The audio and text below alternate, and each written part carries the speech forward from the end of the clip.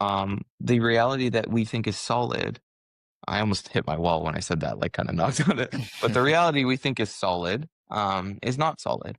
The only reason it feels solid is because it's electromagnetic fields bouncing up against each other. But we know now that everything is energy. What happens is basically we know now from people can look up like the double-slit experiment or the Nobel Prize in 2022. We know that basically energy, electrons, they kind of travel in waves of possibility. And essentially what they do is in the double slit experiment, they showed that when the particles were just moving naturally, they were just going like this. But the second someone looked at them, they started to collapse into a reality. And so to bring about a different life, let's say healing, for example, and it's a lot of what like Joe Dispenza teaches in his work, you need to embody the new state of someone who's healed. And when you're sick, it's very difficult to do that because you are very sick. It's easy. You're laying in your bed with a headache and maybe you're vomiting and there's no point in kind of trying to get out of it. But you have to remember, and this is how I healed myself.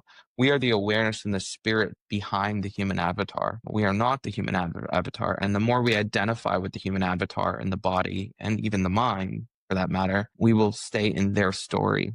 So when I was healing my colitis, I just essentially continued to visualize and embody a state of a person who was healed no matter what my senses picked up in the 3D reality in front of me. So a true creator, a true master creator of reality, the true enlightened individuals, they know that what's in front of you, this reality that you're viewing right now, this is just the residual past of all your stories and your beliefs and what you bought into. But it's fluid. It's made of particles and it's fluid and it will change and it's always changing and it's changing billions of times a second. You're shifting to new realities billion times a second. So what you do is to move into your dream reality. All you really do is feel it in your heart of what you want. And then the power of surrendering essentially and embodying the new reality. So for me, it was just, I decided because I saw my friend do this. I decided that I was healed. I lived like I was healed. I no longer talked about being healed. And as I did that, I embodied the type of life of a person who was healed. And anytime that evidence would come up, a doctor would say, "Hey, did you try that new medication?" Or someone would bring up something to me, or even I would have physical symptoms. I just stayed in total confidence of knowing that I was moving to the new reality, that the particles were shifting, and that it didn't matter and it didn't affect me. And I've done the same thing with music. The way I've been able to grow my account and my Spotify and Apple Music and all this stuff is largely, even when the numbers go down, I ignore it. I don't buy into that story. It's what you said, energy and motion. Your numbers go down and you look to the external reality for validation instead of internally, you will buy into the story that's in front of you and you'll go even more down because you go, the numbers are going down. Oh my God, I'm not doing great. My thing's not going to work out, blah, blah, blah.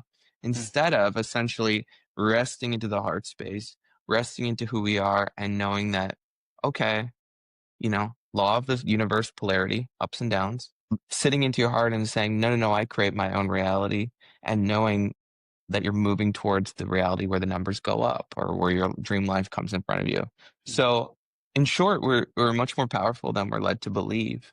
And we are capable of so much more than we're led to believe. And I have tons of people who have been through similar experiences to me where they've cured illnesses, where they've brought dream partners, dream careers into their life.